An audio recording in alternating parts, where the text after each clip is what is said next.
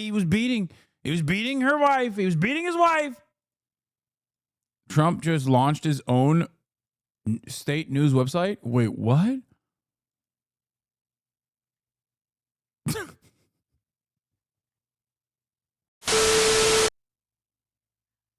All right, my food is here and I'm cracking my knuckles. It's time to get into it. It's time to dive in. Full interview. President Trump, first 100 days, the interview in the Oval Office. Remember, he basically said in this interview at a certain point, he brought up the fact that he chose this interviewer. He hand-selected this interviewer. So that makes it even funnier because when the interview doesn't go the way he thought it would go, okay, it becomes even funnier because he's like, what do you mean? I chose you. I chose you. I didn't know anything about you, but I chose you. Chatter's low-key right, though. Not exactly easy to show your content to women. Okay. Fine. Like, yes, listen, there is one quality to me that I will never be able to change. I am a man. And not only a man, but a man that exhibits a lot of tendencies that maybe some people might consider, depending on their own perspective, their own lived experiences, somewhat toxic. Okay? I can't change that. That's who I am. And guess what? I'm not going to fucking change that. So if you have an issue with that, then yeah, take it up to a bisexual lighting infused bread tuber. Okay? There's plenty of them out there. Go listen to them then. Why the fuck are you here? Go listen to women. God damn. If you think someone like myself is exhibiting like, you know, impossible to contend with levels of misogyny, then there are a million different content creators out there that I think would be better for you. Okay. I can't change your mind because I think a part of that is not coming from a place of like real issues.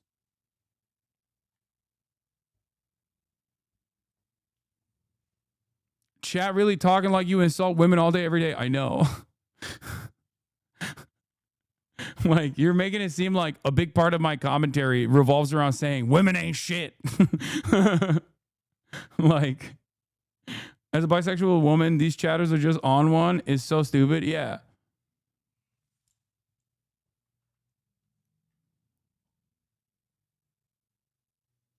I'm an AFAB Emmy person, and everyone I know that watches you is a woman or trans. The only women that shouldn't like you are radfems or woke of the day types. Yeah.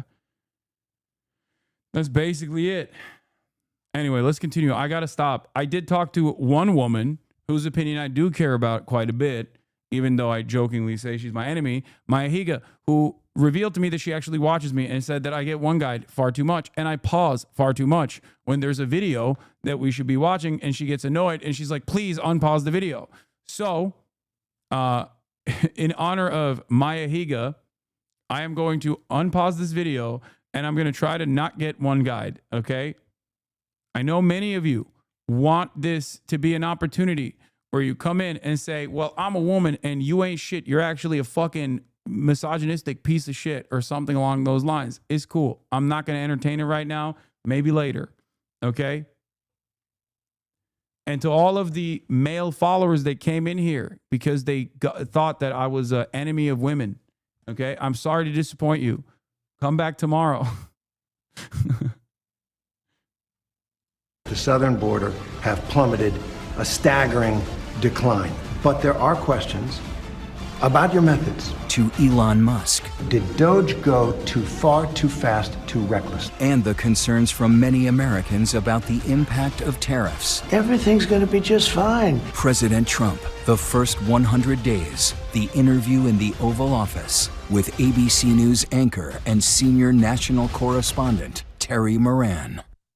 Earlier today, I sat down with President Trump in the Oval Office for an exclusive interview on his 100th day of his second term. It was a great opportunity to ask him some wide-ranging questions about the issues that most concern so many Americans. We talked about the economy and his tariffs.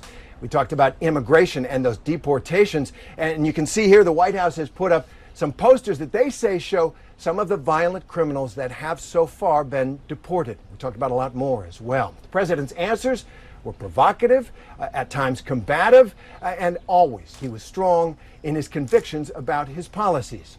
But before we get to the interview, we begin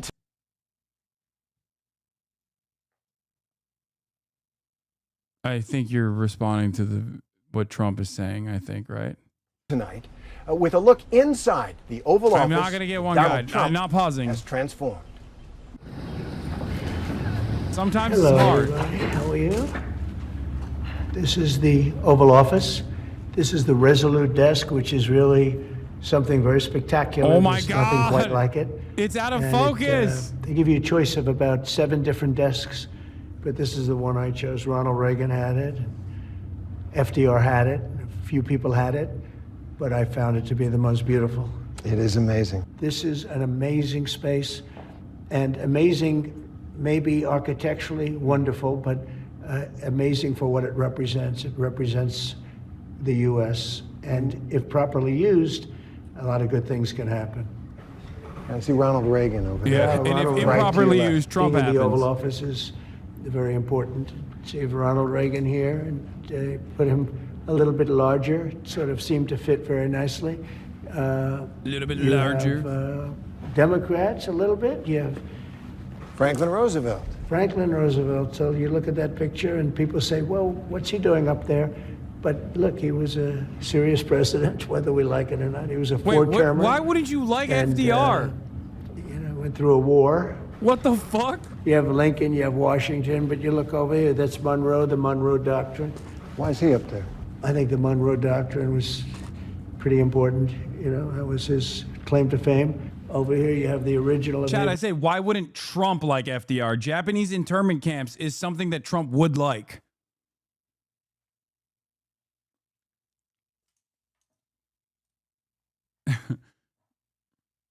But even like Social Security and stuff, like you're not supposed to say you hate those things. Those are popular things.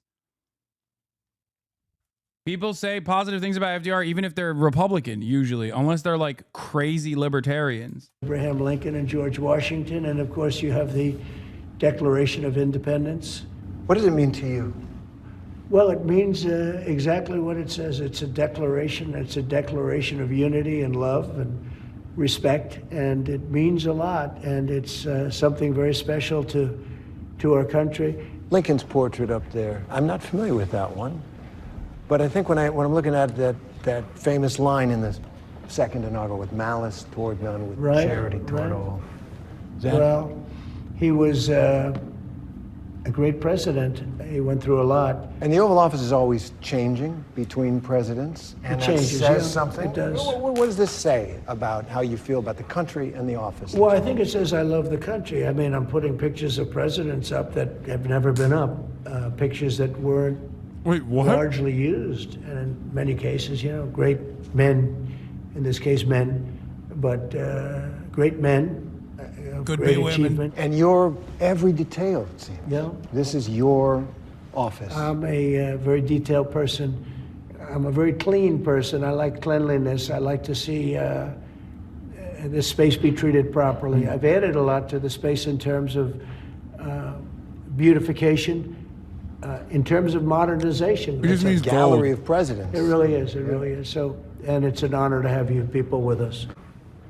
Mr. President, thank you for doing this. Thank you very much. Here in the Oval Office, it's special. 100 days into your second term. So what's the one thing, just one thing, that you think is the most significant thing you've done so far in these 100 days? Well, I think maybe the border is the most significant because our country was really going bad. They were allowing people to come in from prisons, as you know, and you've heard me say it, but you've heard a lot of people say it. Prisons, mental institutions, gang members, murderers. We had many murders, 11,888, they think. I'm sorry for repeating myself over and over again, but ironically, the faucet of misinformation that Trump presents makes it pretty impossible, makes it damn near impossible to combat. Like, Everything he's saying here in front of a fucking journalist is wrong. Everything he just brought up is wrong. And what is he supposed to do? Like, the journalist is supposed to be like, wait, you're saying what? Like, they're coming in to do murders from insane asylums? Like, what? Where have you gotten this information? Is there any actionable intelligence that has arrived at your desk? You've been saying this since before you even got into office. Like, where did you get this information? Like, nothing.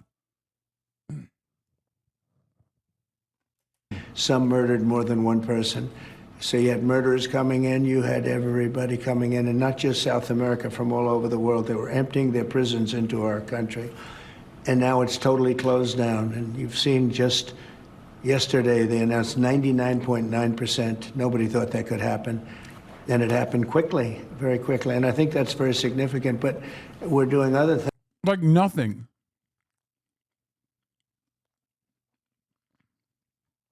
Nothing on that. Partially because the journalist wants the interview to be conducted at all. And he knows that if he starts pushing back here on the off rip, he's not going to get anything. Things that are very significant. Results will take a little bit longer because it's one of those, you know, it's complicated. It's many years of trading abuse. We've been abused by other countries for years and years. They laughed at us. They thought we were stupid people, and we're fixing it. And I think that's going to be very, very important. But I have a lot of ground to cover. Yeah, I would really say that the border is so important. You know, just and we'll get there. Immigration, huge, yeah. And we're going to get there. But I want to start with the economy, the number one issue for so many people, for just about everybody. It's one of the main reasons that you're back in this office. And now we have this trade war with China that Moody's and other analysts say is going to cost American families thousands of more dollars per year. And there is a lot of concern out there. People are worried, even some people who voted for you saying, I didn't sign up for this. So how do you answer those concerns? Well, they did sign up for it, actually, and this is what I campaigned on. I said that we've been abused by other countries at levels that nobody's ever seen before. We were losing 3 to 5 billion.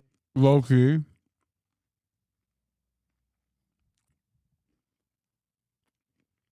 He's right. I'm sorry. He's 100% right.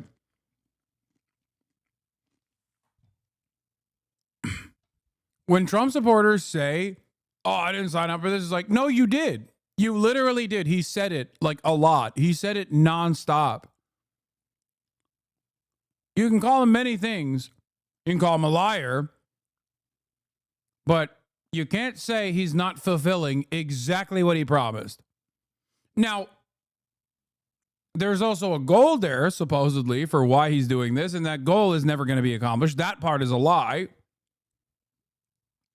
But in the short term, the tariff stuff is absolutely prominently displayed in his campaign material. Prominently. $1 billion a day on trade. We were losing $1.5 trillion to $2 trillion a year. Not sustainable.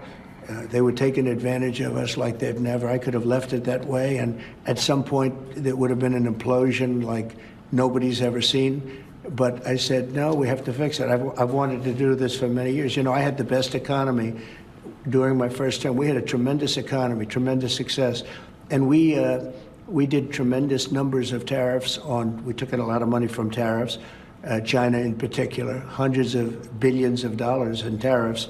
We had no inflation, as you know. We had an incredible economy. We're given credit for a great economy. But I said, we have to fix this. Otherwise, it's just not self-sustaining. Well, one of the things you ran on was you'd said you'd bring prices down on day one, and that it would happen fast, and that it would happen fast. And I have. Most economists will tell you that tariffs will raise prices. So don't your tariffs cut against that promise you made to bring prices down? No, because I had massive tariffs on China, if you remember, in my first term, and we had essentially no inflation, like around 1% inflation, which is like a perfect number. Dog. That's crazy to compare. One, prices for the key things that Donald Trump put tariffs on did go up. And two, that wasn't universal tariffs at 145%.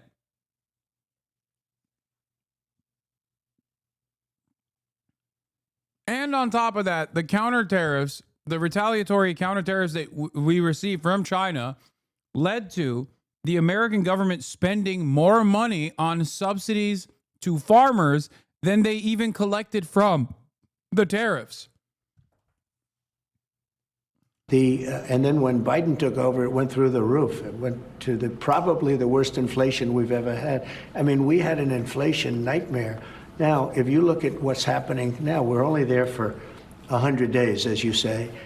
And in 100 days, we took over. We had bad inflation for 4 years, for 2 years of, especially 2 years of his administration.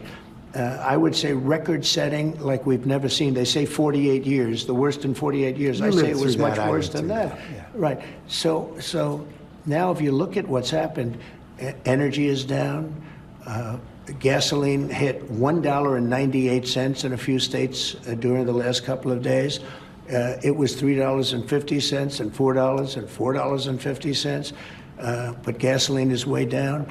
When I took over, you remember the big thing with eggs. They hit me the first week. Eggs, like it was my fault. I said, I didn't cause this problem. This problem was caused by Biden. What's the problem with eggs?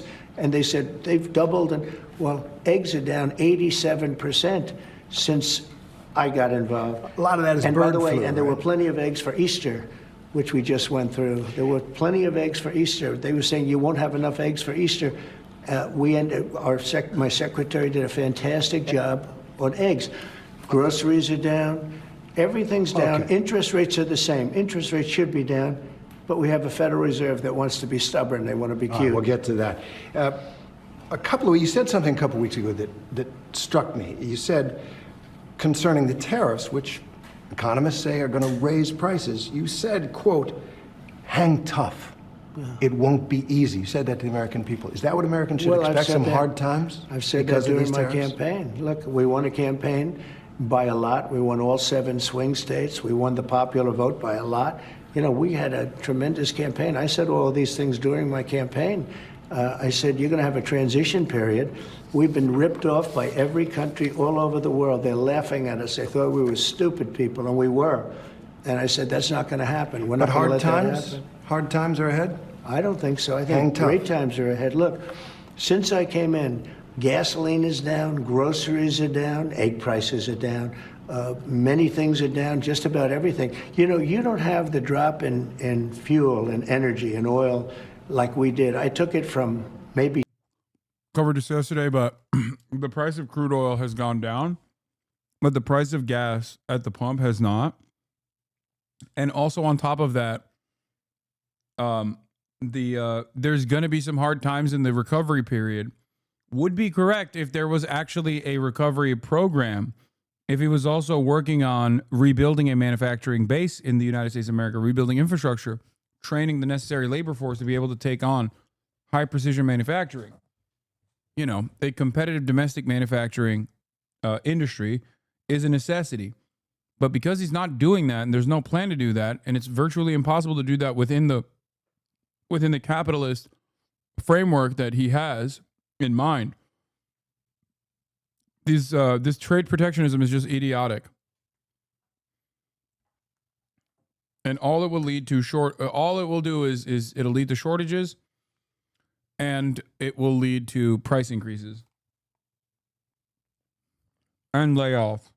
$3.20, maybe more than that, down into a much lower number. When you have that kind of a drop, you're not going to have inflation. Not now, but it's the tariffs, right? We still have 145% tariffs on China. Your Treasury Secretary said we basically have an embargo on China. Look, you're trying to say something's going to happen, Terry. No, okay, well, nothing's going to happen. You know business. Terry, I want to ask you. I do know business. Yes, so 145% tariffs on China, and that's good. Basically an embargo. They deserve it. It'll raise prices on everything from electronics to clothing to building houses. You don't know that. You don't know whether or not China's going to eat it. That's mathematics. China probably will eat those tariffs, but at 145, they basically can't do much business with the United States. And They were making from us $1 trillion a year. They were ripping us off like nobody's ever ripped us off. And by the way, we have other countries that were just as bad. If you look at the European Union, it was terrible what they've done to us. Every country, almost every country in the world was ripping us off. They're not doing that anymore. I want you to think about the boom that this country has had in small businesses, mom and pop Etsy stores, small businesses that really? became They big haven't businesses. had a boom because of inflation. Well, the boom what they've done was inflationary boom. The people were wiped out with inflation. Yes. I mean, you read the news, you do the business now stuff, I face, assume. Now, a lot of them built those businesses on the trading model. Yeah, and they're going to make more money They now. sourced their products overseas, and now they're looking at an extinction I've event. been here. It's disaster. I'm sorry. I'm so jealous. I can't help myself. I can't help myself. Why does he get this level of why does he get this allowance? Why does he get to fucking destroy small businesses and restructure the economy, but not actually end up restructuring the economy?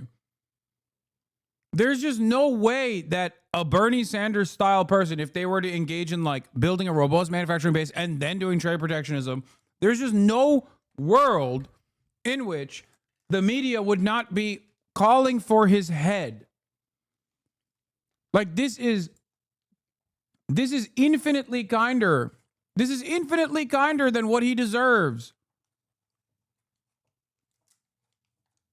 Like, what do you mean? Well, he doesn't even ask, like, what do you mean when you say we're getting ripped off? Do you mean like the trade scheme that America has designed for the rest of the globe? Is that what you mean? Is us getting ripped off? Is poorer countries basically trading on the dollar? So we just give them fucking IOUs and they get cheap labor as a consequence of that? Like affordable goods as a consequence of that? It's so fucking annoying. For them. I've been here for 3 months. I've taken a trade deficit down to a number that's very, very starting to get really good. I just got here. We had a country that it was not sustainable, what Biden did to this country, between the open borders where criminals poured into our country, between every country in the world ripping us off on trade. It was not sustainable. So your message to those small businesses who are saying we can't live a month, 2 months with these tariffs. Apple got a big deal. Is there something for them? No, not only Apple. We've got $7 to $8 trillion being invested in our country in 2 months. Biden didn't have that over a year. I mean, if you look at Biden, nobody was really investing in this country. Everybody was ripping off our country. Apple's putting up $500 billion, but that's only one of many companies. Companies are flooding into our country right now. So your answer to the concern about the tariffs is everything's going to be hunky-dory? Everything's going to be just fine. It wouldn't have been if I didn't do this. I had a choice. I could leave it, have a nice, easy time, but I think ultimately you would have had an implosion. Our country had inflation that was worse than they've ever had it before. You don't mention that. Why don't you mention that? We had the worst inflation probably in the history of our country. People say 48 years. Probably in the history of our country, we had the worst inflation. And people were dying over the inflation. You know that. Now the grocery prices are coming down. The energy prices are coming down. Gasoline's coming down. It's all heading in the right direction. Okay, let's move on to immigration. Coming up. It is an undeniable fact that illegal crossings at the southern border have plummeted, a staggering decline. But there are questions about your methods. President Trump, the first 100 days continues. Okay, let's move on to immigration. And as you said, it is an undeniable fact that illegal crossings at the southern border have plummeted, a staggering decline. But there are questions about your methods. And so I want to ask About my message? Methods. Incredible take from ABC. Thank you for your impartiality, sir. Yeah, I mean, if I were to... Here. Crime is overwhelmingly committed by men who are natural born U.S. citizens. Yeah, if I started killing every man who's a natural born U.S. citizen with a state mandate, yeah, we would eviscerate crime. We would lower the likelihood of crime. If I started killing every child, every male child that is being born, yeah, we would eradicate crime, I guess. Does that seem like a good approach? I'm trying to win the girly pop nation back, by the way, with that argument. You guys like that? You like how I snuck that in? The rad femmes that are like, the rad femmes that say I'm not sufficiently pro women. I think I'm bringing them back. I'm winning them over. How is that related to the question posed? It's because it's fucking idiotic. Undocumented migrants are responsible for less crime per capita than natural-born U.S. citizens, like significantly less crime per capita than natural-born U.S. citizens. So the idea that you are trying to tackle crime across the board by deporting undocumented migrants is fucking idiotic. Like, your reaction or your solution to a problem should be at least sufficient and not more dangerous and not stupid or more violent. About your methods, how you're accomplishing They seem to work. Do you acknowledge that under our law, every single person who gets deported gets a hearing first to make their case? Well, are we talking about people that are citizens of our country or not? No, you're not deporting citizens at this point. Well, let me ask you, did they get hearings when Biden allowed 21 million, because I think the number is 20 million people to flow into our country? You had 21 million people that came into our country through a stupid open border, and they were prisoners, and they were people that you don't want in many cases in our country, right? They came from all over the world. They came from the Congo. They came from South. They came from all over the world. We're talking about some of the roughest countries in the world they had here, including terrorists, by the way. Now, but did we give them a hearing when they came in? Well, the law requires that every single person who is going to be deported gets a hearing first. Well, do you acknowledge that? I'll have to ask the lawyers about that. All I can say is this. If you're going to have 21 million people, and if we have to get a lot of them out because they're criminals, we're going to have to act fast. We can't. Do you think we can give 21 million trials? Let's say each trial takes 2 weeks. Is that what you want us to do? Bro, this is not an argument, dude. Oh my God. Chatters, I need you to understand how dangerous it is that JD Vance and now Donald Trump are talking like this, where they're basically gearing up the public for, yeah, no due process. We just simply can't do it. Yeah, if you want to do immigration enforcement action on 21 million people, you have to do due process to 21 million people. There is no, I'm sorry, it's just too hard. Like, what the fuck are you saying? Then, okay, reconsider and do amnesty instead, like Ronald Reagan did. What the fuck do you mean? We simply can't do regular trials for 21 million people. Well, there's your answer then. Then you don't do that, dipshit.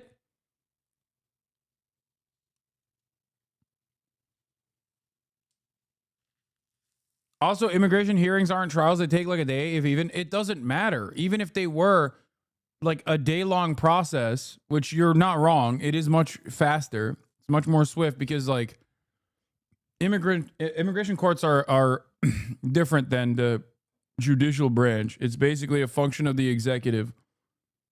But like he doesn't even want to do that. That's what's so crazy about it. Like he doesn't even want to do the rubber stamp approach. Like it's fucking bullshit. He doesn't want the paper trail associated with a rubber stamp. God forbid a fucking immigration judge says no.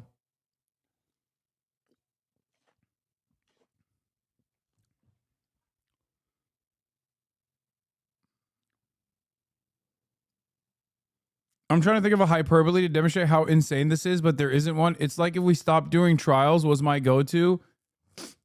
Yeah. Like the eradication, that's still 21 million days. Yeah, man. That's exactly. I guess we have the same point, kind of. Like, what? I know. It would take a long time, which is why you have to make a different assessment. And the solution can't be, oh, it would take too long of a time, so we have to literally eradicate due process. Because guess what? As this administration has shown already, when there's no due process, they send the wrong people over there. When there's no due process, you can be sent over there if you don't look sufficiently citizen-like.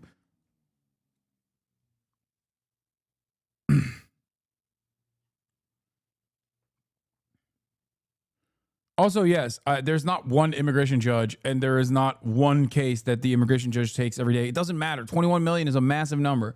There's no world in which, if there was actually 21 million people that have to be deported from U.S. soil, that have done like egregious crimes or whatever, first of all, America would collapse.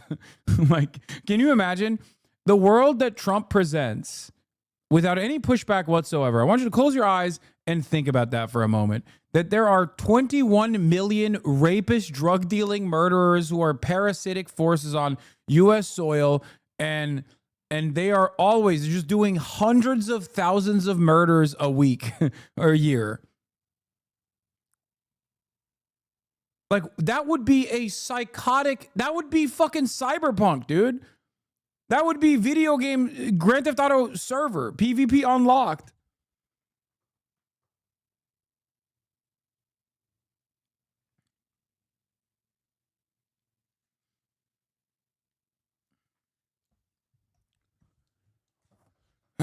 Like, think about it this way. There's a police force in every city in the United States of America, okay? There is a police department in every single fucking locality in the United States of America. Do you know how many cops are in the United States of America total? 891,289. Okay?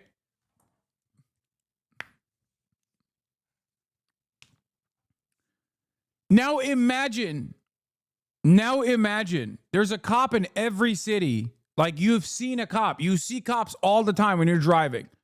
Now imagine that there are 20 times the number of like bloodthirsty rapist beheaders out there. They would be everywhere. What are you saying? Like, it's just like such a stupid fucking number to present. It makes no sense. Law is the law, sir. The law is the law, and you are sworn. The law doesn't say anything about trials. No, not trials, hearings. I said These hearings. people came in, they're not citizens. They came in illegally. They came into our country illegally. We have to get them out. There's a legal process for that. I can't, sure, and we follow the legal process. I can't have a trial, a major trial for every person that came in illegally. We have thousands of murderers that came in. They're going to murder people. They already have murdered people in our country. Right, so we have to get them out, and we have to get them out fast. Really bad guys, but in our country, even bad guys get due process, right? If people come into our country illegally, there's a different standard. These are illegal. They came in illegally. But they get due process. Well, they get a process where we have to get them out. Yeah. Okay, let's talk about the Venezuelans. They get whatever my lawyer. What does that mean? Don't let him move on from that. He's like, they get a process where we get them out. That's not what due process means. What the fuck?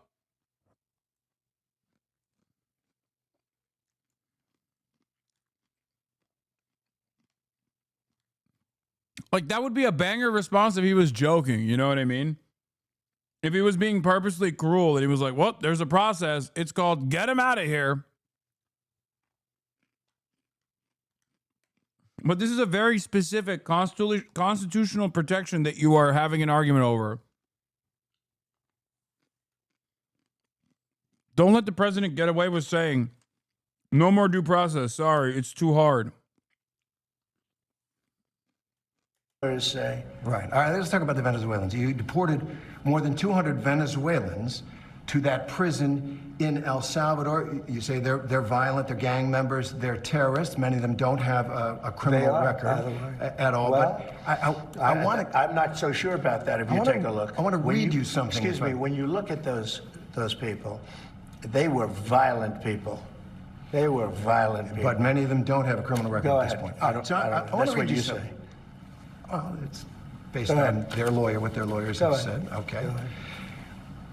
Joe Rogan said this. Joe Rogan, one of the leading podcasters, Trump supporter, about the deportation of Venezuelans. He said, quote, rounding up gang members and shipping them to El Salvador with no due process, he said it was dangerous, and added, quote, we got to be careful that we don't become monsters while we're fighting monsters. Is Joe Rogan right? Oh, I agree with that 100%. Yeah, we want to be careful, and we are careful.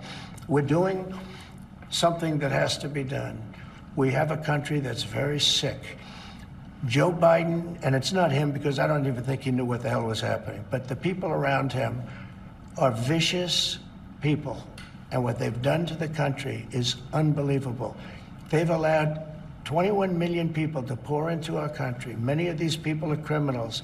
They've allowed you mentioned Venezuela, the jails of Venezuela to be emptied into the United States.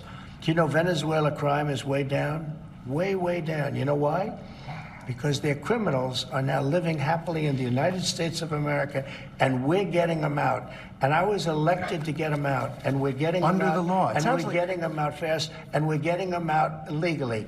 Now, E-Style, I agree with everything you said. Disagrees entirely.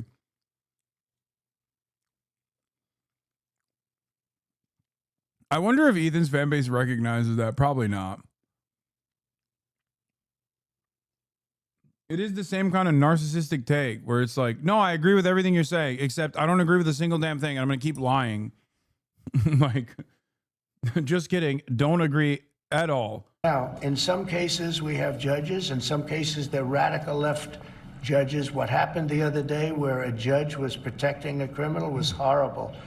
And I think she's got big problems, frankly. And there are a couple of them like that. I want to talk about one Wait man. a minute. Yep. We have to be treated fairly by judges.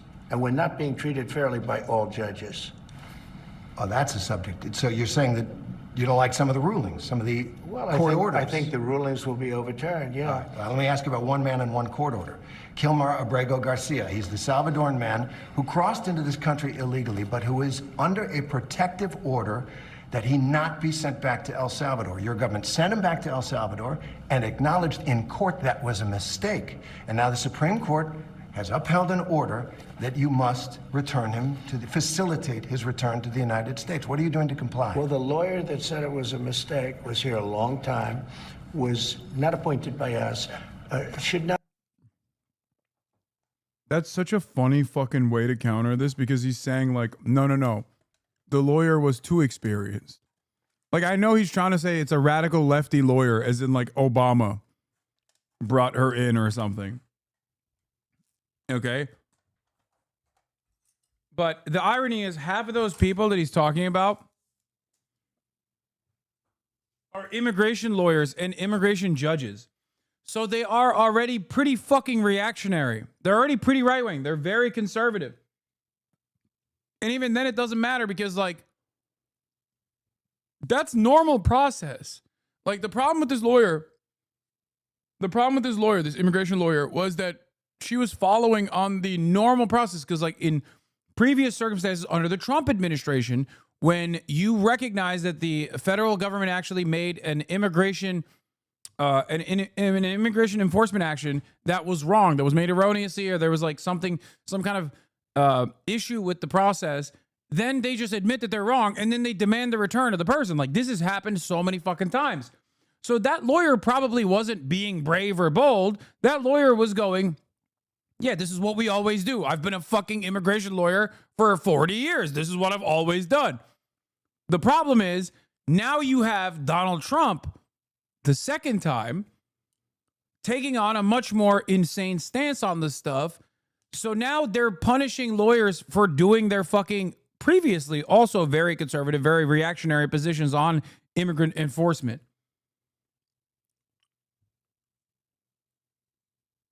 Jesus Hasan, keep your explanations to keep your explanations brief. What?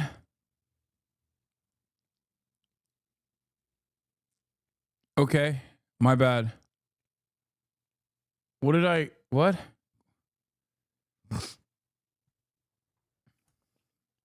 Not have said that, should not have said that. And just so you understand, the person that you're talking about, you know, you're making this person sound, this is a... Bro hit me with the, bro hit me with a grok. Summarize what this guy is saying.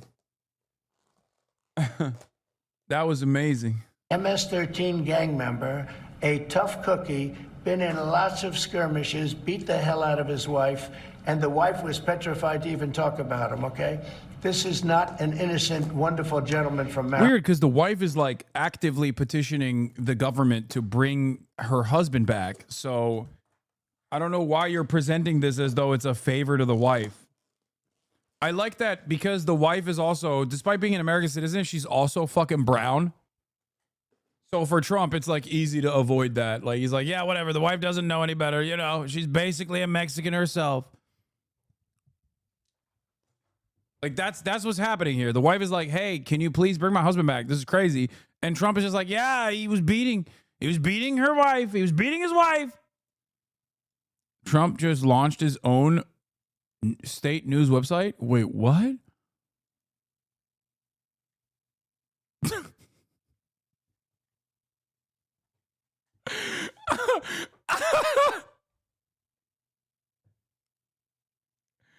Bro!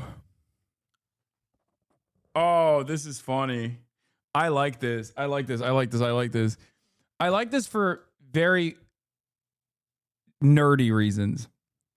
This is, I think, basically trying to recreate Drudge Report. Famously, an old school right-wing publication that is now anti-Trump. So I think they made it look like Drudge Report on purpose as like a fuck you to Drudge Report. To be like, yeah, we'll make our own. Most successful first 100 days in presidential history.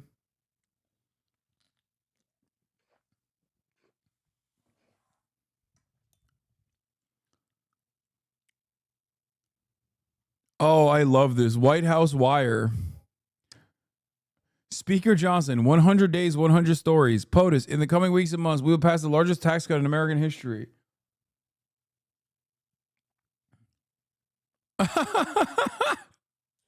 Trump launches his own Drudge Report. Drudge Report. Oh, that's so funny. Oh, what is happening, dude? Oh, God, look at Drudge Report, by the way. This is literally so...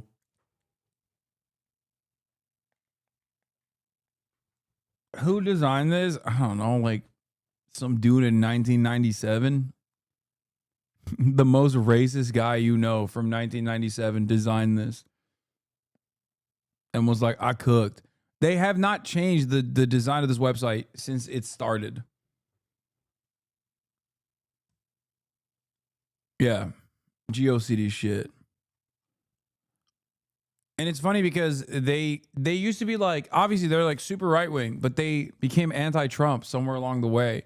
So that's why I think the Trump administration is recreating the Drudge Report, but within the White House. Anyway, let's keep going. I'm not saying he's a good guy. It's about the rule of law. The order from the Supreme Court stands, sir. Came into our country illegally. You could get him back. There's a phone on this desk. I could. You could pick it up, and with all the power of the presidency, you could call up the president of El Salvador and say, send him back right now. And if he were the gentleman that you say he is, I would do that. But the court has ordered you to facilitate that. I'm not the one making this decision. We have lawyers that don't want to do this. But the buck stops in this office. No. I follow the law. You want me to follow the law? If I were the president that just wanted to do anything, I'd probably keep him right where he is. Supreme Court says what the law is. Listen, I was elected to take care of a problem.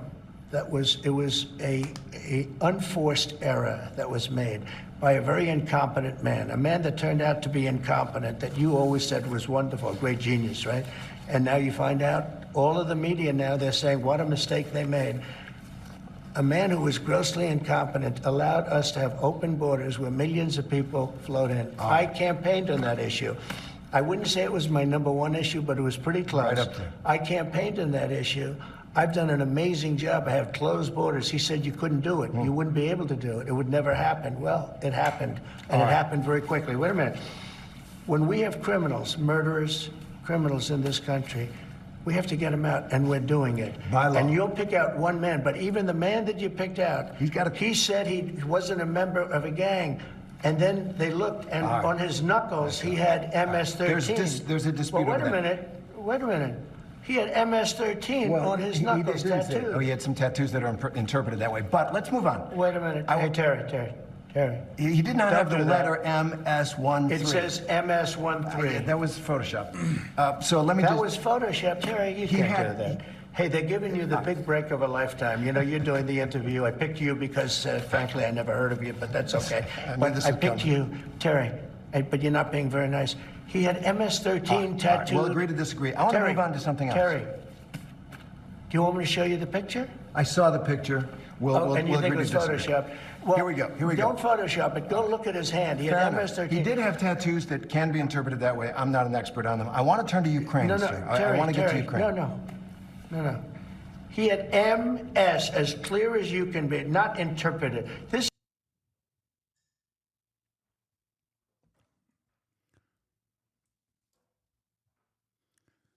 Yesterday, when I watched this part of the broadcast, when I watched this part of the interview, I realized something was wrong. I realized that this is full Brandon. Like he went, we have Brandonized. We have Brandonification that has been implemented in the White House.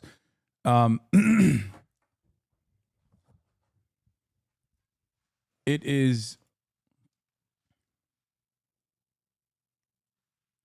is truly terrifying.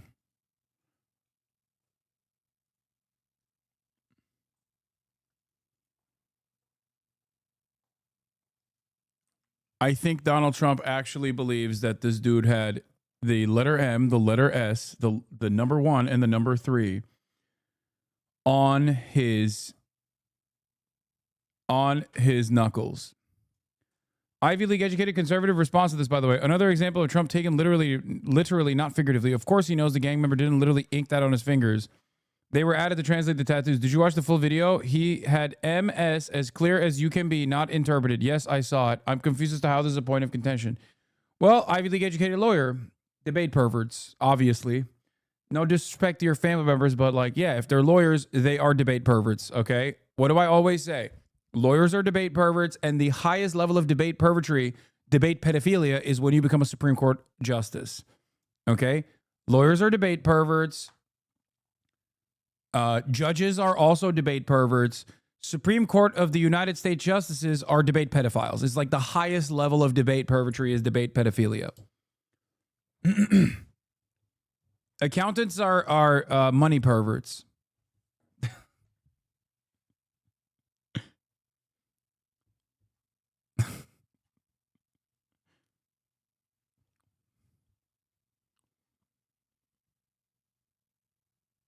Also, MS-13 is quite known for not using dog whistles. Yeah, if you guys have ever seen an MS-13 gang member, this part is so funny because MS-13 gang members do not hide their affiliation with the gang. I've never seen an MS-13 gang member that is just like, oh, I'm shy about my gang affiliation. They literally will tattoo their fucking eyelids, dude. They tattoo their eyeballs, okay? Like, you can tell. When someone is MS-13, I can't say this is the same thing for other gangs, but for MS-13, it's like kind of their thing where they just straight up will write the letter M, the letter S, and the numbers 1 and 3 pretty prominently on their bodies, sometimes their entire face. They will tattoo their scalps. They will tattoo their eyelids. They will tattoo their eyeballs. They tattoo everything, okay? It's not like there's dudes that just say MS-13 like right here. It's not like the guy that got deported, Lamau. Yeah, no, exactly not like the guy that got deported. The initial point of contention was that the tattoos that he had on his fingers were actually resembling, they were symbolic for the letter M, the letter S, the number 1, and the number 3. Okay?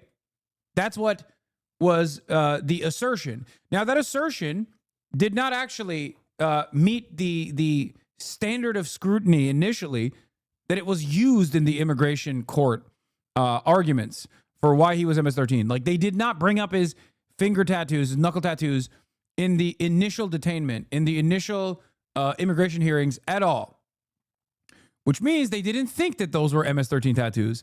And as a matter of fact, they so didn't think that those were MS-13 tattoos that they actually didn't even bring it up until like 2 weeks or 3 weeks of controversy. The Donald Trump administration just basically made up a whole bunch of shit and then decided post hoc that this was the one to land on. But it didn't even end there. And the reason why I think this is a really particularly insane situation is because Trump doesn't even just think that his tattoos are actually symbolic, like this is an average MS-13 gang member, by the way. I wonder what gang this guy belongs to. I simply cannot tell. Okay, not exactly shy guys. Okay, not exactly shy, especially because like people say MS-13 gang members are like heinous, like particularly heinous. They do like incredible crimes, and it is true to a certain degree. Maybe not to the same degree as like Trump talks about them, but like they do a lot of fucked up shit. Like if they're around a cop, like it's over anyway. Okay.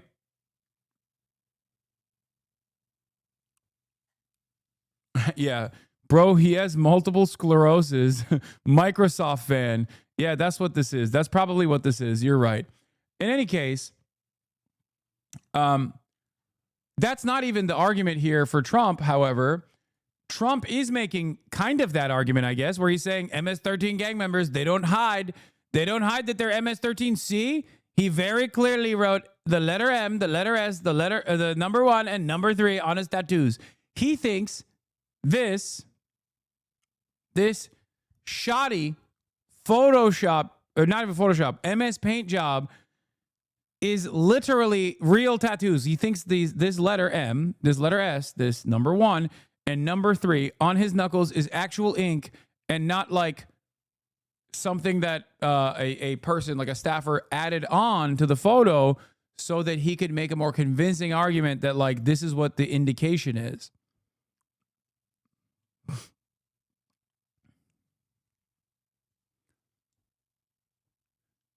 That is what this argument is. That's what Trump is saying right now.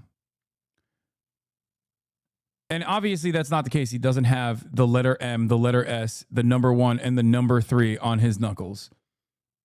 Obviously that's not the case. Except Trump is not doing this other thing where he also claims that the dude also had the word marijuana, the word smile, the word cross, and the word skull also tattooed. He just thinks these letters are tattooed. Why doesn't he think these are also tattooed? It doesn't make any sense. That's why I say, wait, so Trump actually believes the shitty MS Paint markers added on are actual real tattoos? Does he also think he tattooed marijuana, smile, cross, and skull on his fingers? This is a severe cognitive issue. And it's funny because Tim Pool and everybody else basically kept saying, oh, you guys are R-worded for believing that. Holy fuck, liberals fall for this shit because their influencers are fucking R-worded. Trump appears to hold up an altered image of wrongfully deported man's hand. To which Austerity's Theft reposted this and said, hey, Tim, tell us more about those R-worded libs. It turns out Trump is an R-worded liberal. He's a libtard himself. How is the cross and skull supposed to mean 1 and 3? They were saying that the cross is supposed to imply 1 because it looks like a 1, even though it would probably imply 4. And they're saying that the skull has 3 holes, and that's why it's supposed to imply 3, except the skull has 4 holes because it has a mouth hole too. So I don't even know why. So it would be MS-44, I guess. But it doesn't matter because they fucking made it up, chat. That's it. And here's the other thing. Yeah, psychotic numerology bullshit. They're reaching. They are reaching. Exactly. But even if that was the case, even if this dude had literally the tattoo of MS1 and 3, there has to be due process. You can't just decide post hoc. Wait, Tim deleted the tweet? No, he didn't. No, it's still there. You heard from Netanyahu since your secret meeting with him? Yeah, he told me you're gay.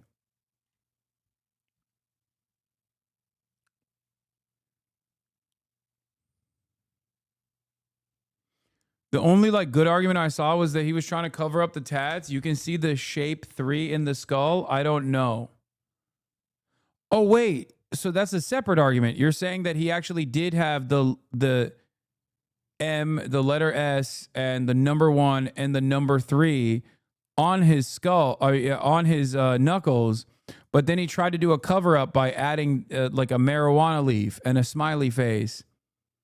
Okay, how does a smiley face turn into the S then? Yeah, this is the other argument I've heard. No, skull in Spanish starts with C, and C is the 3rd letter in the alphabet. Okay. Okay. Smiley face. What is that? How do you say that in Spanish? What letter does that start with? Why is S in English for smiley, but then skull is in Spanish? Sonrisa. Oh, it also starts with smiley, also starts with S. Okay. I'm believing it now. I'm on board. Carita de sonrisa. Smiley. This guy got me. Smiley face.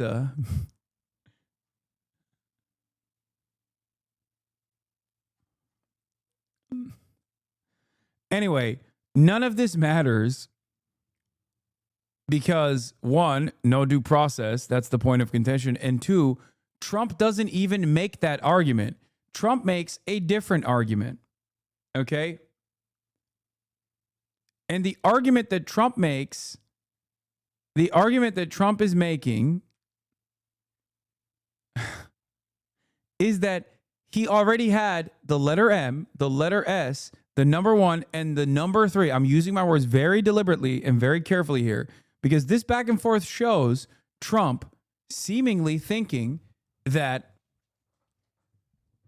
Kilmar Abrego Garcia, our Maryland resident, had the letter M, the letter S, the number 1, and the number 3 tattooed on his knuckles.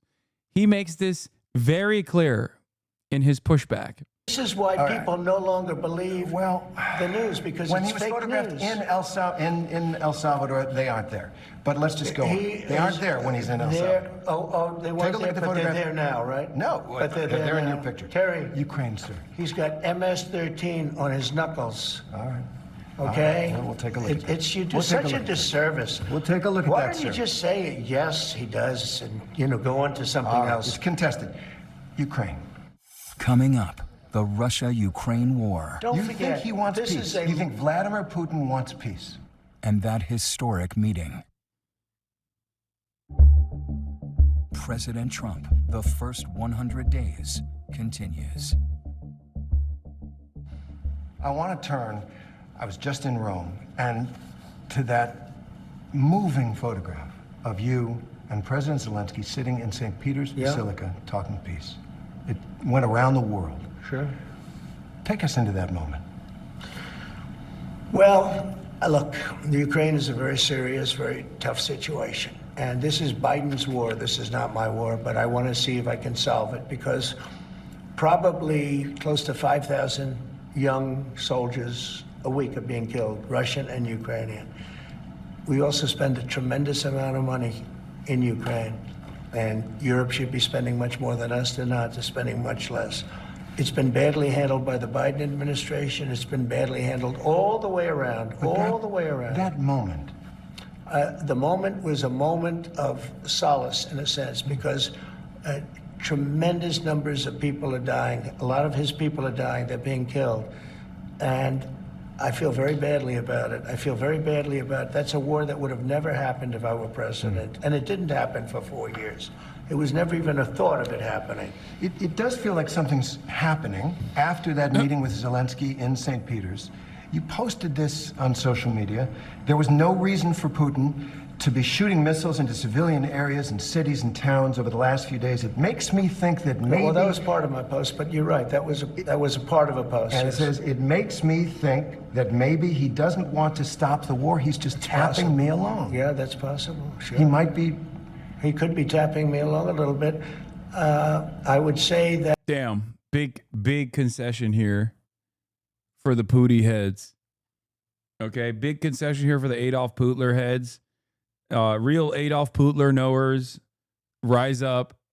Trump is basically finally admitting that maybe he's being strung along by Adolf Putler.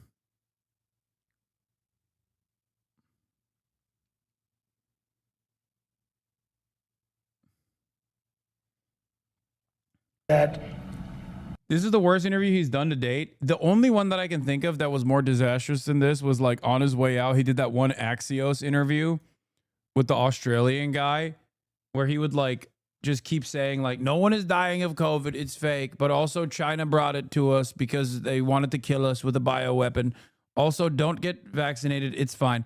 Like that one lives in my mind. The Jonathan Swan interview lives in my mind as like one of the most insane interviews that he had done at that point. This one is like coming close to his COVID era arc. I think during COVID, he was losing it a little bit. Like he definitely was. I think it was also after he had gotten COVID. So he was just definitely not all there, but he right here, mental decay has set in. Mental decay has fucking set in firmly within the first 100 days. He's lost it. He's lost the plot. he would like to stop the war. I think that if it weren't for me, I think he'd want to take over the whole country, personally. I always felt. Do you have a Labubu? I do not. I will never be able to get a Labubu because Donald Trump put a tariff on Labubu exclusively. I do still like saying Labubu. I think it's very funny. It's a very funny word. Boo-boo lemon. Labubu. I'm afraid I'm going to have to fly out to Japan to get my Labubu fill. He wanted to think he didn't really believe the MS-13 thing and he was just doubling down. But he seems right now to have really believed Putin and trusted him. I can't think of reasons he could be lying. Yeah, it's hard. It's hard because I don't like making assertions or I don't like making analysis off of like this person is crazy or this world leader is stupid and demented. Trump makes that very difficult.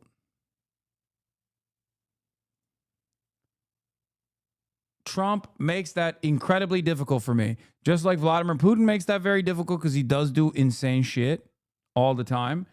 But I think Trump especially with the MS-13 thing is like, how am I supposed to not tell you that he's experiencing significant mental decline? Has he come out since this interview and been like, no, I just implied that the knuckle tattoos meant MS-13. Like, has he done that yet?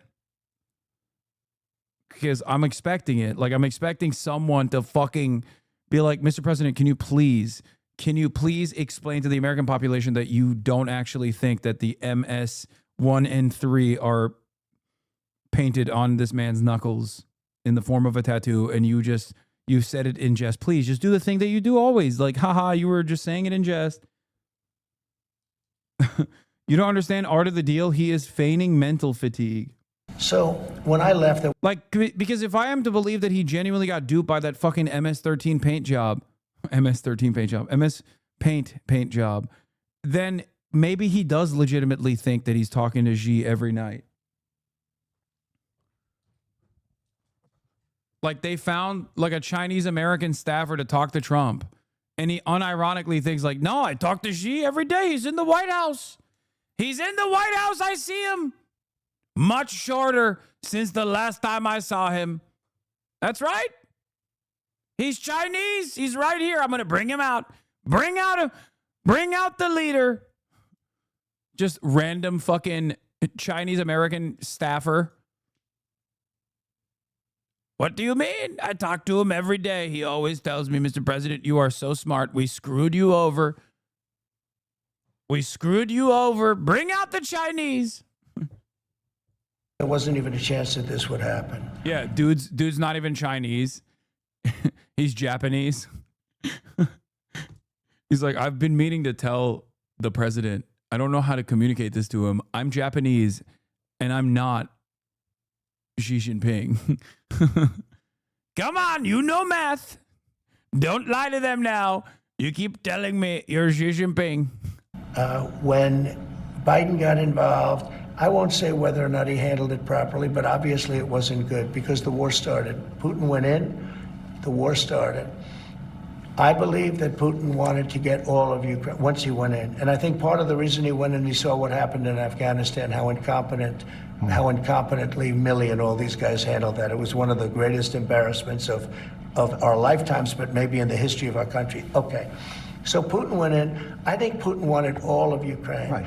I think if I didn't win the election, he would have gotten all of Ukraine. I think he would have taken all of Ukraine. I think his first choice, never with me, he would have... Glaze. Sorry. That's just glaze, big dog. Putin, he's so strong, he would have taken all of Ukraine. If it wasn't, he would have taken all of Ukraine. He was going to do it. He's going to do it any day now. That's what I'm stopping. Never gone in with this. When the work of a great leader is done, the people will think they have done it all by themselves. All of us in China are Xi. Thank you, Top Xi.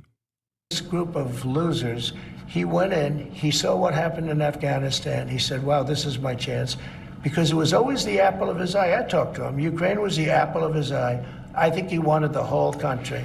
You've said for months. And because of me, I do believe that he's willing to stop the fighting. Don't forget, you think he wants peace? You think Vladimir Putin wants peace?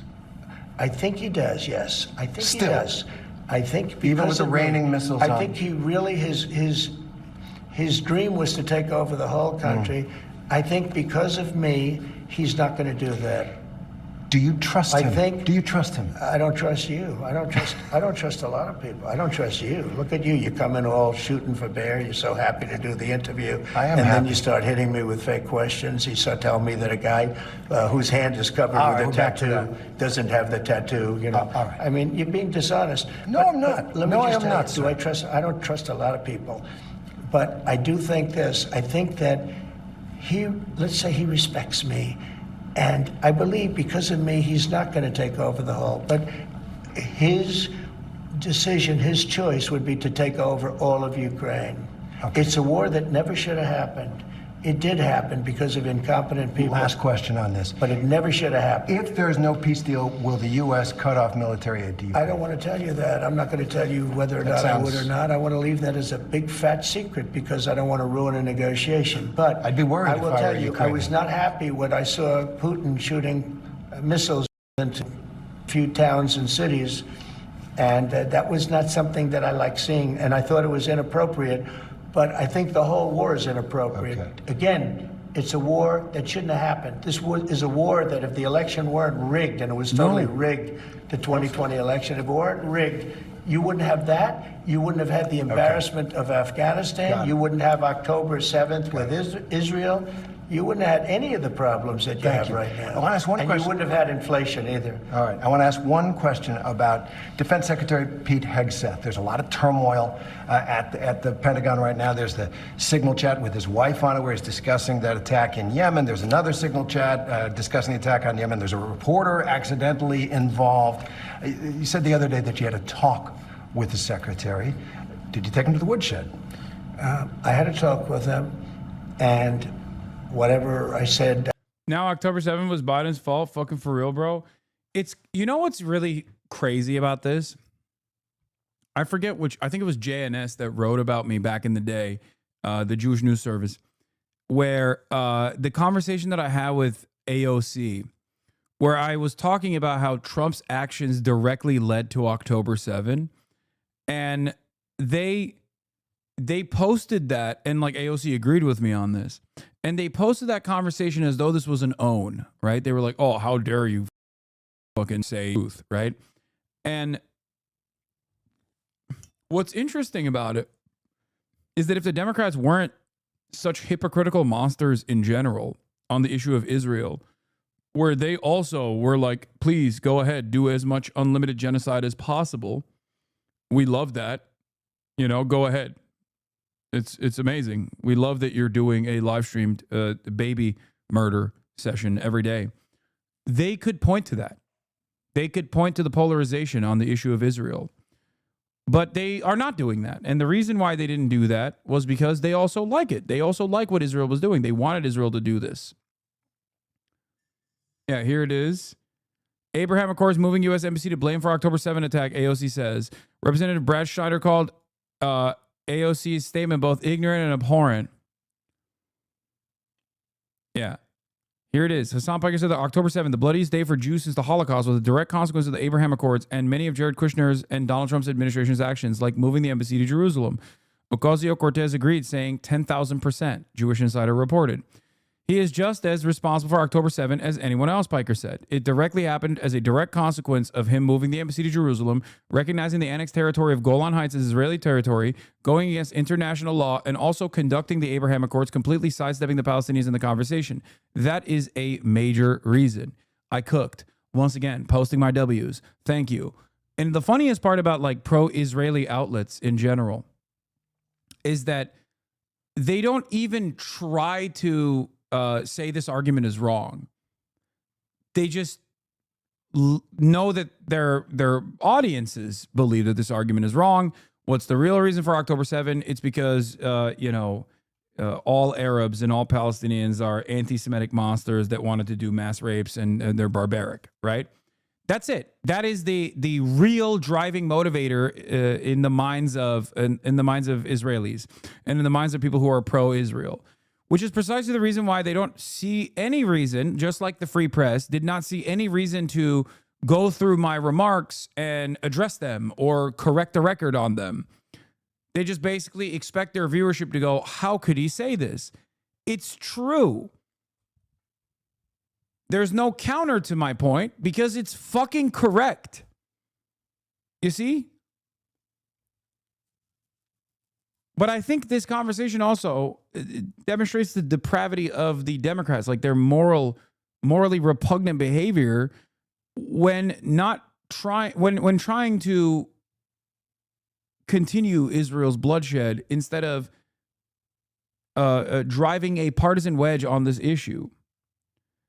Part of the myth that is that opposing Israel on any front is inherently evil, so just posting this sort of thing as if it was a problem to say it is part of that. Exactly. But to the average person, they're not fucking hopped up on Zionist propaganda to that degree, which is why this division has taken place even in the Western world at this point, where there is this generational divide. They don't have that fucking propaganda baked into their consciousness. So they look at that and go, what? Why is this outlet even saying this is anti-Semitic? This is not anti-Semitic at all. The average person, like what a Hasbara rag, what a pro-Israel rag presents as anti-Semitic information is not going to come across as anti-Semitic information to the average person. That's it.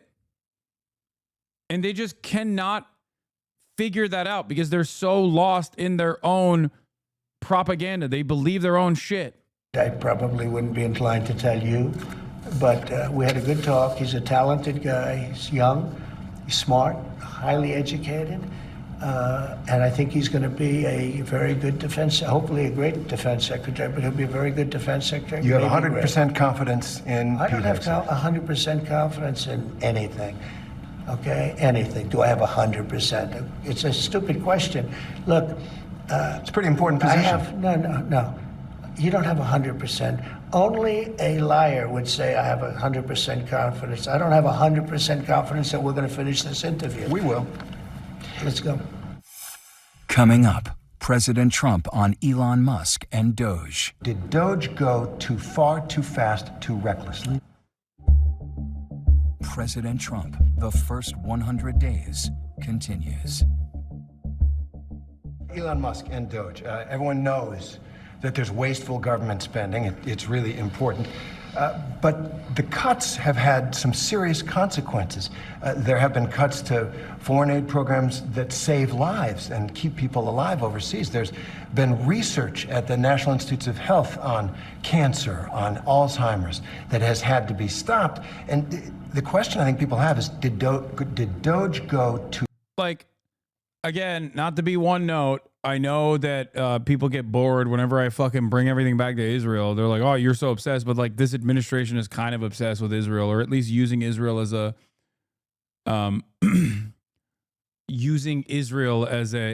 way to undermine American civil liberties. But like, another question here is like, your administration has taken the initiative to revoke NIH grants from colleges that have had BDS movements, like boycott, divestment, and sanctions on the State of Israel movements. Don't you feel like, you know, this is ridiculous? Like, there's no grant revocation for criticizing America, but there is a grant revocation for criticizing a foreign nation. How do you claim to be the most free speech principled president who is killing cancel culture while simultaneously taking the initiative to remove grants from colleges that are engaging in like cutting edge publicly funded research? You kind of are, man, not gonna lie. Yeah, you only think that if you are oblivious to the ways in which this administration is utilizing Israel and criticisms of Israel as a way to listen to my words. Listen to my words. Do you feel like that's not important to address here? Do you think it's okay for the NIH to erroneously revoke grants from colleges that have had students demand to boycott, divest, and put sanctions on the State of Israel? There's no other country on this list. It's just Israel. They just use Israel as a way to do this. Do you feel like that's important to bring up when you're talking about cutting NIH grants?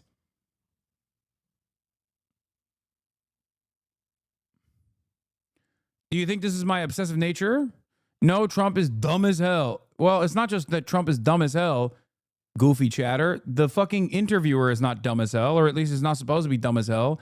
The interviewer is supposed to ask this question because I think it's relevant. Too far, too fast, too reckless. No, I think Doge has been, look, saved $150 billion. We saved, that's a lot of money. There's also a lot of things right now under investigation, which is going to increase that amount by a lot. That's a tremendous amount of money. There were some things where, when I heard about them, I put them back, as you know. There are things that I'm considering right now putting back, but overall we've saved hundreds of billions of dollars. Well, the original promise was $2 trillion, went to $1 trillion, now to $150 billion, and heading south. You don't know what it's going to be because we have things that are at a very high level that are being looked at right now. We also found tremendous waste, fraud, and abuse, as you know. We found a lot of fraud. There was a lot of fraud. Fraudulent things were taking place, and we ended that, and those people are going to be suffering because of it. A legal note, fraud is a crime. There have been no referrals to the Justice Department on any of Well, you don't know that, do you? How do you know that? Have there been referrals to the, are there criminal referrals? How would you know that there were no referrals? I think there were referrals. They generally, all right, there's been no investigation from the Justice Department. How do you know that? I'm asking you, sir. No, you're not asking me. You made a statement. You're not now asking I'm asking you. That was a statement that you made. There have I'm been. asking you. Have there been? Yes, there have. So there have been referrals for fraud from the work of there have been. Take a look at some of these All things right, that took place. Billions of dollars were given to people for no reason whatsoever. Of course there have been. I want to bring up what is truly one of, to a lot of people, one of the biggest achievements of your first term. That is Operation Warp Speed. You got that COVID vaccine up and going and distributed, and a lot of people took it, and a lot of people feel their lives have been saved by it. Now we have this measles outbreak, biggest in a decade in Texas, and it's because people aren't getting their children vaccinated. Do you recommend to parents that they get their children vaccinated for measles? Well, I recommend the governors to make the decisions. You have a very talented governor of Texas, and he's making decisions, and those decisions are going to be made rapidly. This is a very much different thing than COVID in terms of rapidity and speed and other things.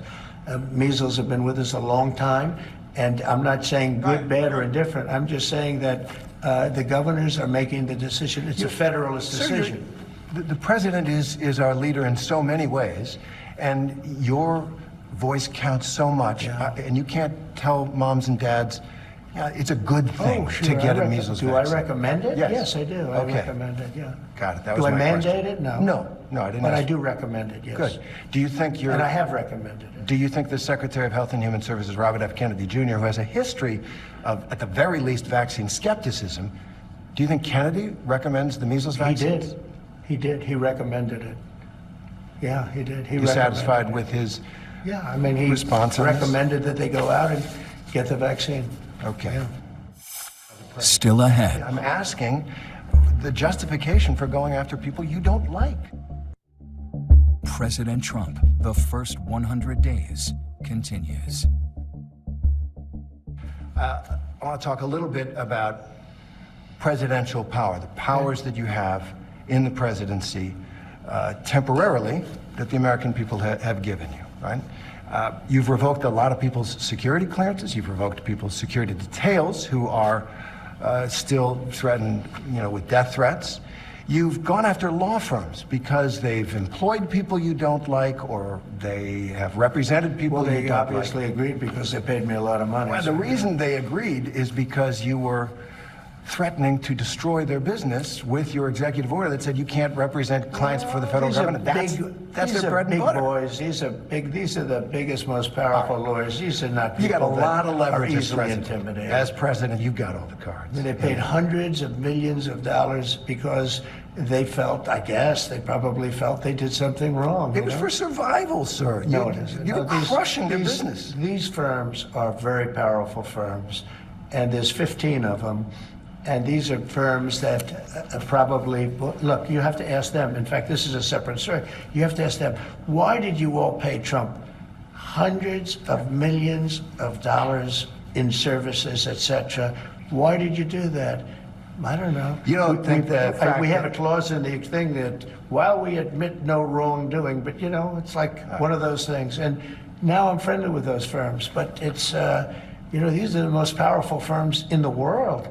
And they just signed whatever I put in front of them. I've never seen anything like it. I'm actually surprised myself in a certain way. But they obviously felt they probably did something wrong. I guess that's why they signed. I guess the question out of that. Sorry, I was talking to the groomer because Kaya sheds twice a year, and she sheds uncontrollably, and she started shedding again. So I was asking the groomer what to do in that situation. I was like, what do I do? How do I deal with it? Should I get any tools or whatever? Yeah, there was a groomer in my house. He's gone now. Dr. Disrespect. She sheds a lot twice a year, but while she's shedding she sheds for 2 months almost.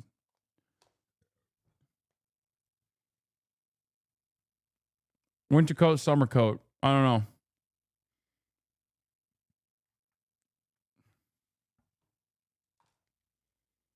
Once in the spring and summer and once in the fall, winter. So all year, technically, yeah. So I was just trying to ask, what can I do? Should be 2 big blowouts a year for her coat. Yeah, that's exactly what's going on. Has Kai ever interacted with cats? Yesterday, she did a little bit. She just treats them as prey. If you save her fluff, birds will use it to make nests in the spring and the summer.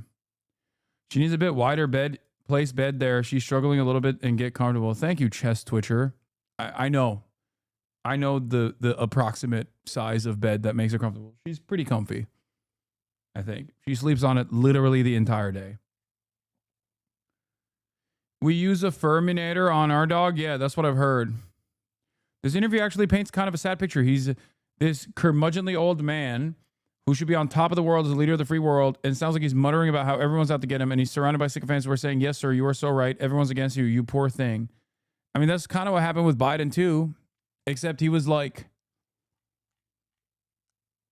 that's kind of what happened with Biden too, except he also was just like so totally and utterly brain broken that I think he just couldn't comprehend what was going on around him. Is the concern that people have. Are you using your powers as president to get personal revenge? No, I'll tell you what you're really not asking, and you should be asking. There has never been a president in this country, in the history, that was persecuted like I was persecuted by really crooked people, dishonest, horrible people, and it's been proven. So when you say I'm treating people rough, I'm not treating people rough. I was treated worse than any president in the history of our country. And, you know, people figured, well, maybe that's it. Finally, we got, you know, he's leaving town. There goes the helicopter. And then I came back. And I came back because I have tremendous support.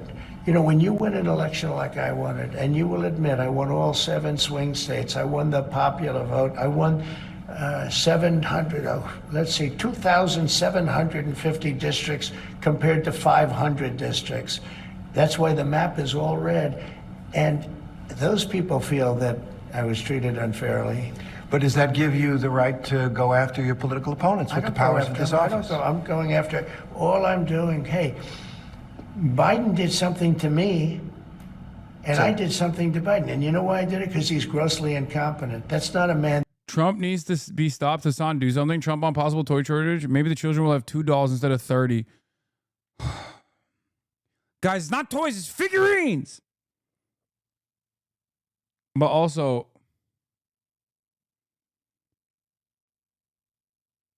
in any case, it's another one of those like weird, oh God, I hate finding myself in a unique position where I hate finding myself in this like weird predicament where on the one hand, he's like kind of doing degrowth. So I'm not even totally against it.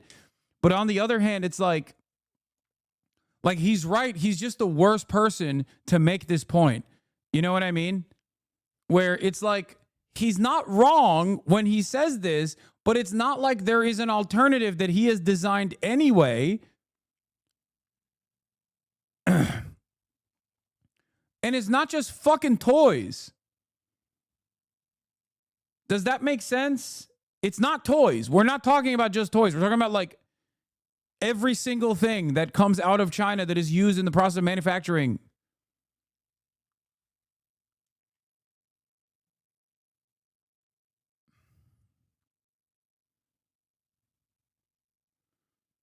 God, I hate it. I hate it. I hate him so much. He makes me so mad. The way he operates makes me so mad. One, he makes me mad because he causes a lot of harm. But two, he makes me mad because I'm jealous. I'm jealous that he gets to do this. And he doesn't actually get the same pushback that like a Bernie Sanders type would. A Bernie Sanders type would probably lead to a little bit of economic instability in the short term. Okay? But like the expectation is that any Democrat that wants to fix this system that is fundamentally flawed is going to go through the fucking ringer, and they're not going to have a base of support like Donald Trump has. A base of support that's just like held together by pure cult-like religious fervor towards their leader. And also, it won't matter because Trump can fuck this up.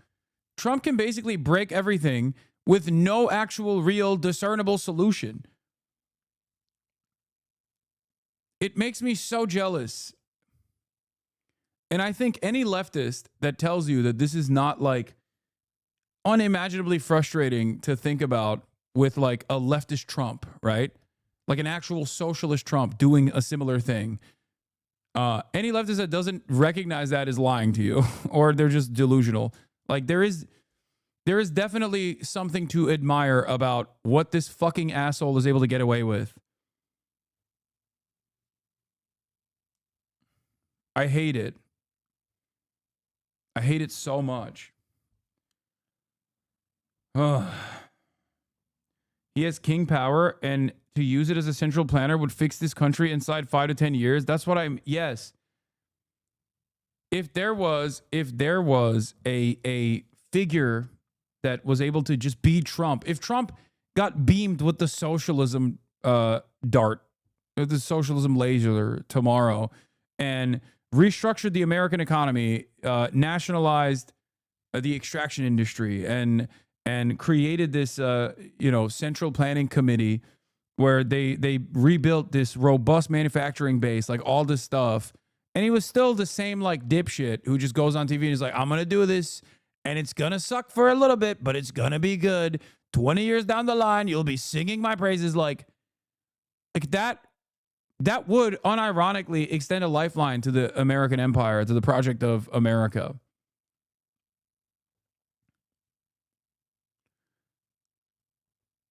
But unfortunately, that's not happening. The exact opposite is happening, where we have a reactionary loser who is stupid and is isolated from obviously anyone with a semblance of intelligence, surrounded by sycophants, breaking everything with no solution to fix it. And we have a Democratic Party that is supposed to resist against this kind of thing and undermine this project, but they're too busy fucking trying to find the oldest person in Congress to put into a position of power. They're like, where is the oldest guy in office or gal in office?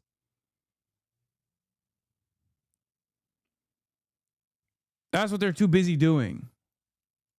That should be allowed to, be looking at things that are very confidential. But what about, because there's 71 here's people a man you that used to. an auto pen to sign very important documents. Now, who really do you think he knew that they were using an auto pen? I mean, he used an auto pen to sign very, very important documents.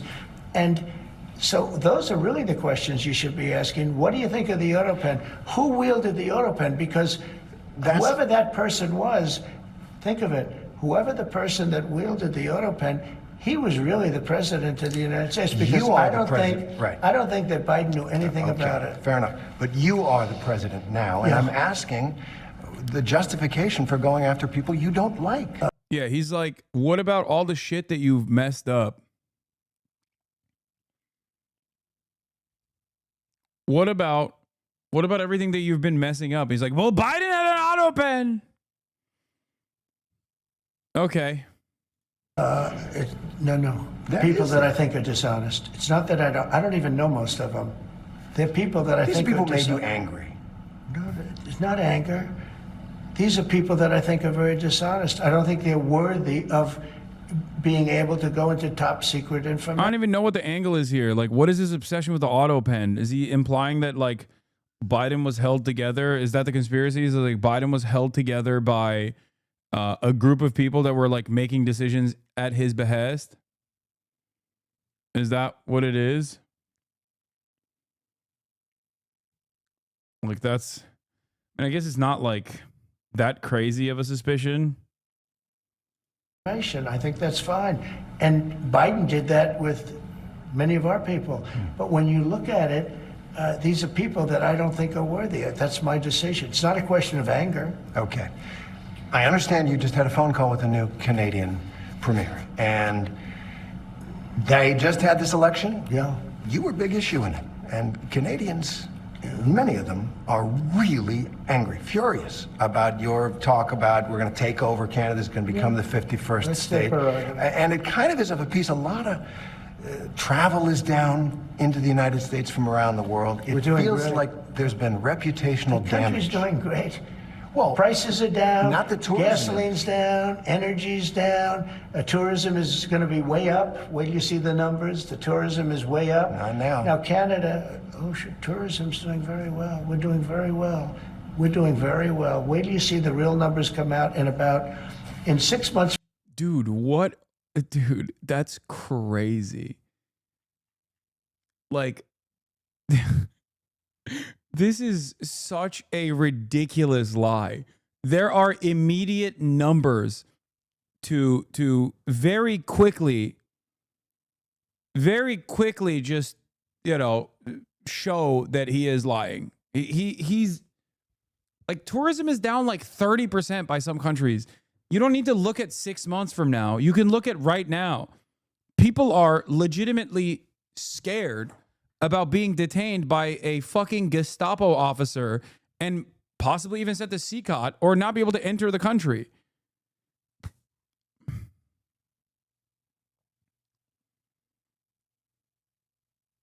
Like, what? There are travel advisories from a bunch of other foreign nations.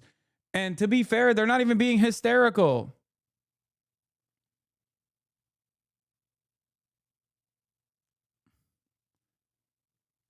So many Australians will not go here anymore. Dude, I was thinking about that. Like, I want Boy Boy. I want Boy Boy and I did a thing to come here for the summer as they always do. But like, also at the same time, like, they've been, you know, they've been around. Okay. I feel like they're just gonna not be allowed into the country.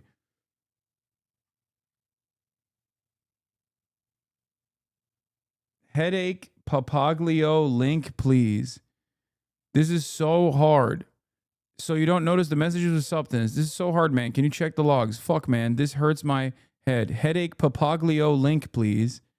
Please, Hasan. I need help with research. I give up. Yeah, okay, give up. What the fuck is Headache Papaglio?